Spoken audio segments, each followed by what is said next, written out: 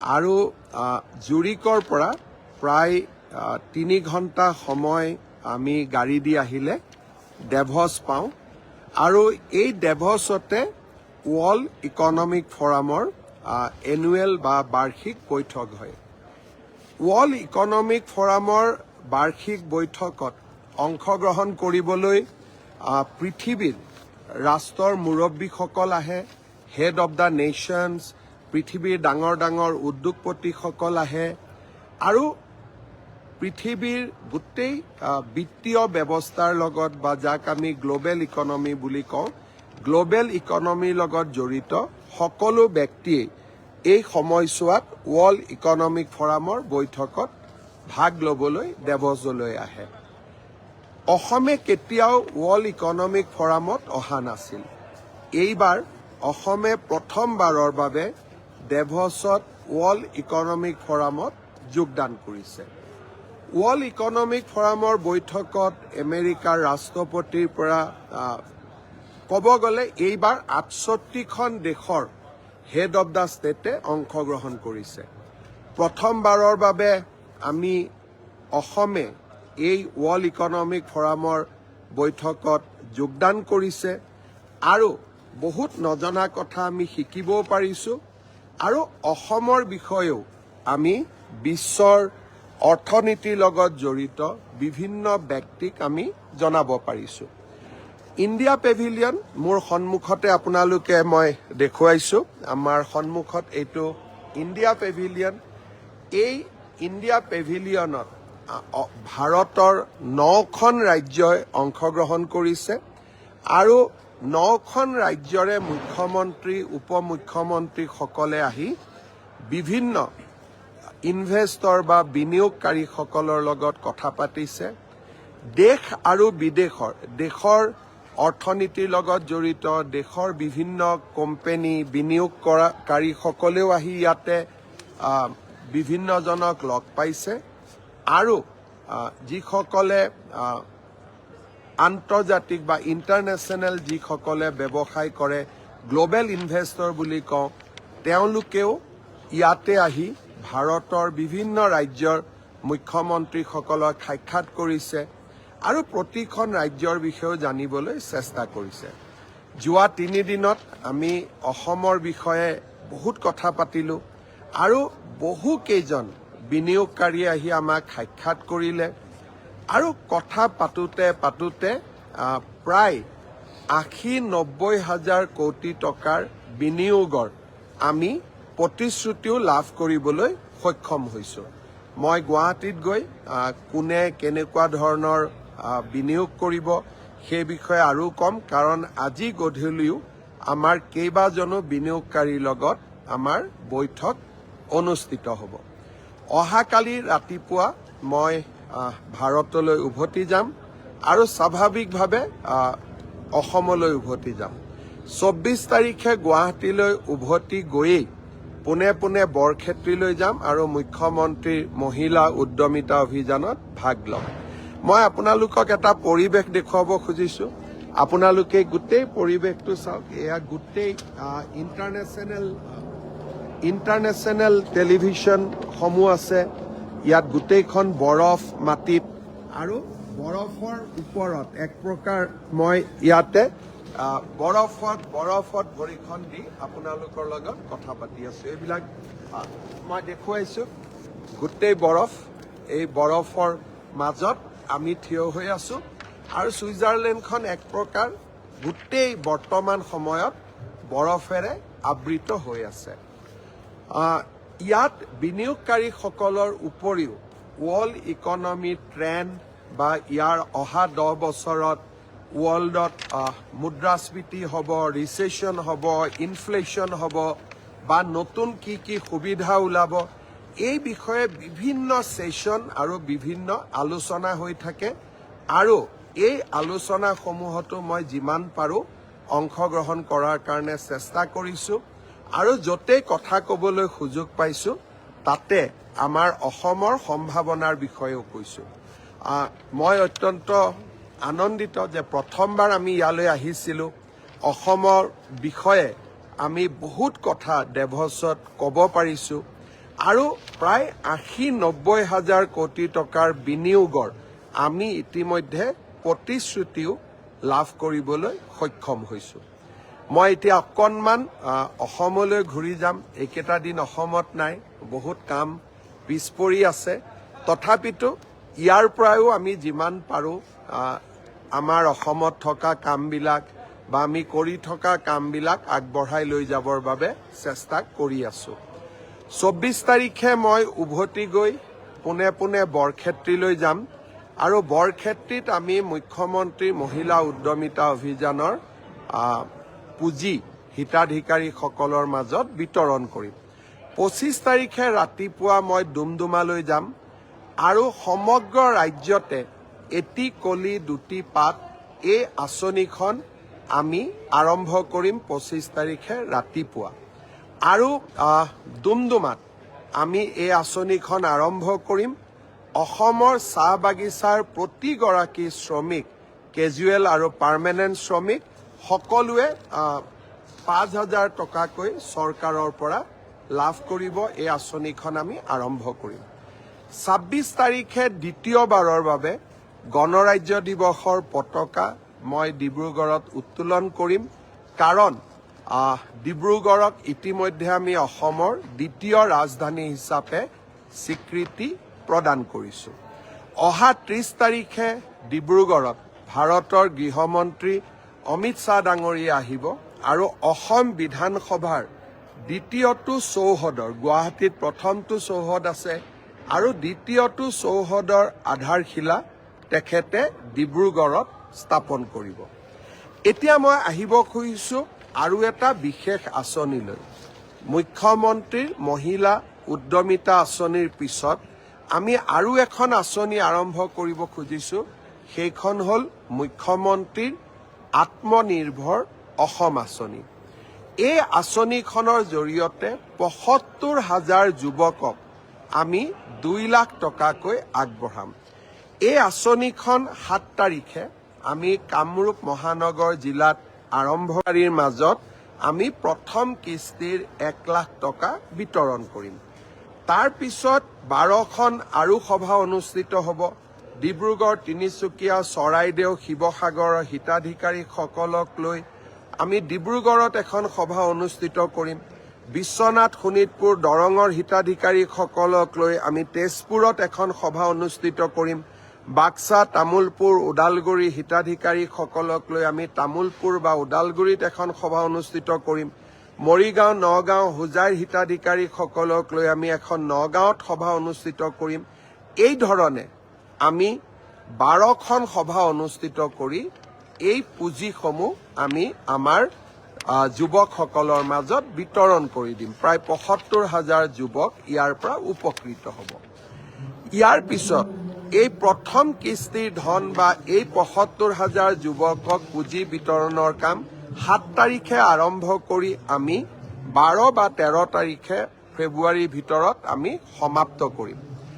ইয়াৰ সমান্তৰালভাৱে যোৱা বছৰ আমি 25,000 যুৱকক 1 লাখ টকাকৈ মুখ্যমন্ত্ৰীৰ আত্মনিৰ্ভৰ অসম আঁচনিৰ পুঁজি বিতৰণ কৰিছিলোঁ।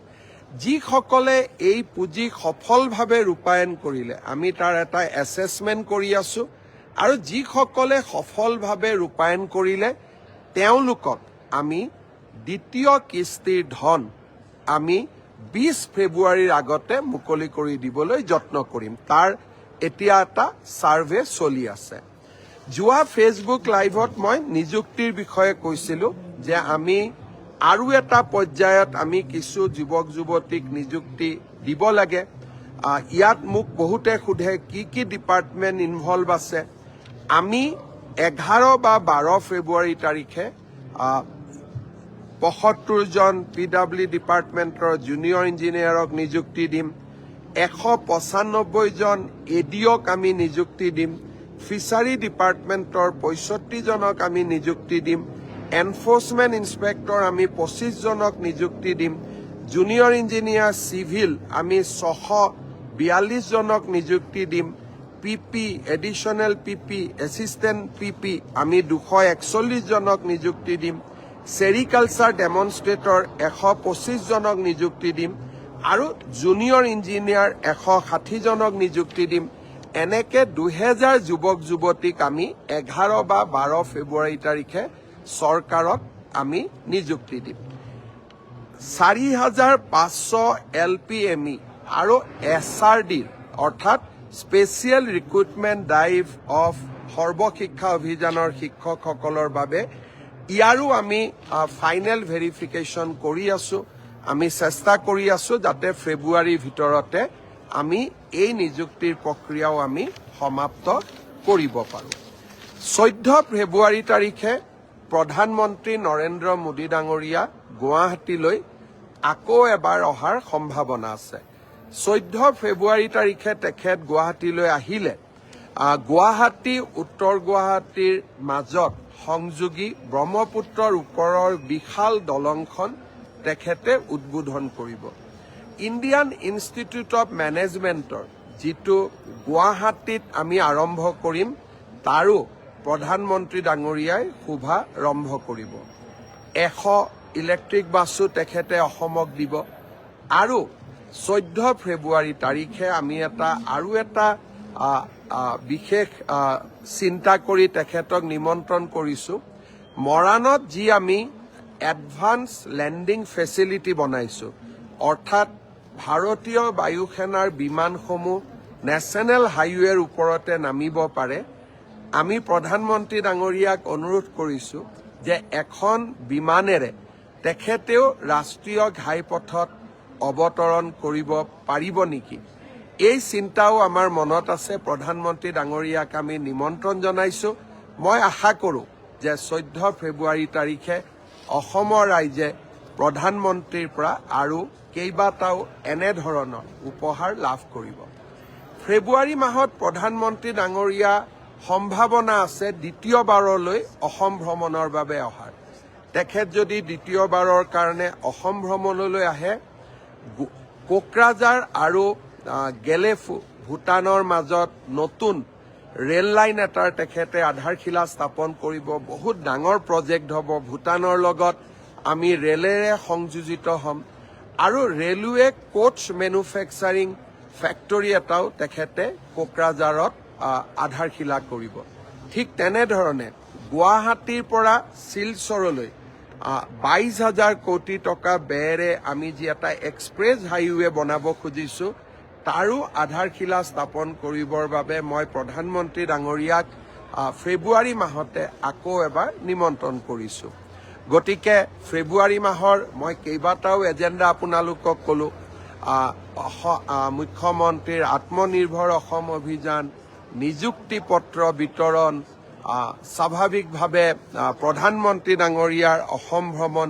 ফেব্ৰুৱাৰী মাহটোতো আমি অসমে উন্নয়ন আৰু বিকাশৰ কৰ্মযজ্ঞৰ লগত জড়িত হৈ থাকিম। আৰু এটা মই বিশেষ কথা আপোনালোকক ক'ব খুজিছোঁ। আমি সকলোৱে জানো যে ছবিলাল উপাধ্যায় এজন অসমৰ অগ্ৰণী স্বাধীনতা সংগ্ৰামী আছিল। তেখেতৰ এটা প্ৰতিমূৰ্তি গুৱাহাটী মহানগৰীত স্থাপন কৰিম বুলি বিহালীৰ উপ নিৰ্বাচনৰ সময়ত মই ৰাইজক প্ৰতিশ্ৰুতি দিছিলোঁ। অহা 31 জানুৱাৰী তাৰিখে গুৱাহাটীত বিধানসভাৰ নিচেই কাষতে স্বাধীনতা সংগ্ৰামী ছবিলাল উপাধ্যায়ৰ আমি এটা প্ৰতিমূৰ্তি স্থাপন কৰিম। কেইবাটাও বহুবিলাক ডেভেলপমেণ্ট বিকাশৰ কাম আছে। মই যদিও ডেভছত আছোঁ, আমাৰ যাতে কোনো কাম পিছ পৰি নাযায় তাৰ বাবে ইয়াৰ পৰাই মই মন্ত্ৰীসকলৰ লগতো কথা পাতি আছোঁ আৰু সমগ্ৰ বিকাশ যাতে ক'তো ৰখি নাযায় তাৰ বাবে আমি প্ৰচেষ্টা কৰি আছোঁ। যোৱাকালি বিশেষকৈ পৰহি দিনা কোকৰাঝাৰৰ ঘটনাক লৈ মই যথেষ্ট চিন্তিত আছিলোঁ।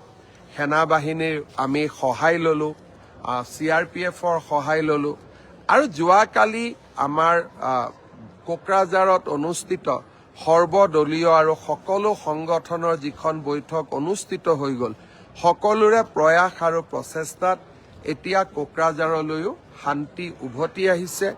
আকৌ এবাৰ মই সমগ্ৰ কোকৰাঝাৰবাসী বা বড়োলেণ্ডবাসী ৰাইজক শান্তি শৃংখলা বজাই ৰাখিবলৈ বিনম্ৰভাৱে অনুৰোধ কৰিম। এটা কথা মই নকলে নহ'ব, ডেভোছতো অসমৰ বাগৰুম্বাৰ আলোচনা, যাকেই য'ত লগ পাইছো মোক সকলোৱে বাগৰুম্বাৰ বিষয়ে জানিব খুজিছে, সকলোৱে বাগৰুম্বাৰ আলোচনা কৰিছে আৰু সকলোৱে এটা কথা মুখে মুখে যে চীনত যি অলিম্পিকৰ উদ্বোধনী হৈছিল সেই আছিল অলিম্পিক উদ্বোধনীৰ আটাইতকৈ সুন্দৰ আৰু বিনন্দীয়া অনুষ্ঠান। সকলোৱে এতিয়া কৈ আছে যে বাগৰুম্বা অনুষ্ঠানে চীনৰ অলিম্পিক উদ্বোধনী অনুষ্ঠানকো পিছ পেলালে। আপোনালোকে জানি আচৰিত হ'ব, প্ৰধানমন্ত্ৰী ডাঙৰীয়াৰ টুইটাৰ, প্ৰধানমন্ত্ৰী ডাঙৰীয়াৰ ফেচবুক, প্ৰধানমন্ত্ৰী ডাঙৰীয়াৰ ইনষ্টাগ্ৰাম, প্ৰধানমন্ত্ৰী ডাঙৰীয়াৰ ইউটিউব, এই গোটেইকেইটা যদি আমি সংলগ্ন কৰি দিওঁ প্ৰায় 200 মিলিয়ন অৰ্থাৎ প্ৰায় 2 কোটি মানুহে বিশ্বজুৰি এই বাগৰুম্বা প্ৰধানমন্ত্ৰী ডাঙৰীয়াৰ ছ'চিয়েল নেটৱৰ্কৰ জৰিয়তে উপভোগ কৰিছে। আৰু ডেভছতো মই যাকেই লগ পাইছো সকলোৱে মোক বাগৰুম্বা নৃত্যৰ বিষয়ে কথা সুধিছে, বড়ো আৰু অসমৰ সংস্কৃতিৰ বিষয়ে আলোচনা কৰিছে। বিহু, ঝুমুৰ আৰু বাগৰুম্বাই অসমৰ সংস্কৃতিক বিশ্বৰ শিখৰলৈ লৈ গ'ল। ইয়াক আমি আৰু বেছি জনপ্ৰিয় কৰিব লাগিব। পৰ্যটন আৰু সাংস্কৃতিক দিশৰ পৰাও অসমক আমি এক নতুন শিখৰলৈ লৈ যাব লাগিব। পুনৰ এবাৰ ডেভছৰ পৰা আপোনালোকক আকৌ এবাৰ মই নমস্কাৰ কৰিছোঁ। আকৌ এবাৰ মই বৰফ দেখুৱাইছোঁ, ইমান বৰফ ইয়াতে। সাধাৰণতে ইমান ঠাণ্ডা কাপোৰ মই কেতিয়াও নিপিন্ধো, কিন্তু গোটেই বৰফৰ মাজত অহাকালি উভতি যাম। জননী জন্মভূমি স্বৰ্গাদপি গৰীয়সী। সকলোকে প্ৰণাম জনাই মোৰ অনুষ্ঠান ইমানতে সামৰিছোঁ। ধন্যবাদ। জয় হিন্দ, বন্দে মাতৰম, জয় আই অসম। নমস্কাৰ, মই আছোঁ এতিয়া ছুইজাৰলেণ্ডৰ ডেভছত। ছুইজাৰলেণ্ডৰ ৰাজধানী জুৰিক, আৰু জুৰিকৰ পৰা প্ৰায় 3 ঘণ্টা সময় আমি গাড়ী দি আহিলে ডেভছ পাওঁ। আৰু এই ডেভছতে ৱৰ্ল্ড ইকনমিক ফৰামৰ এনুৱেল বা বাৰ্ষিক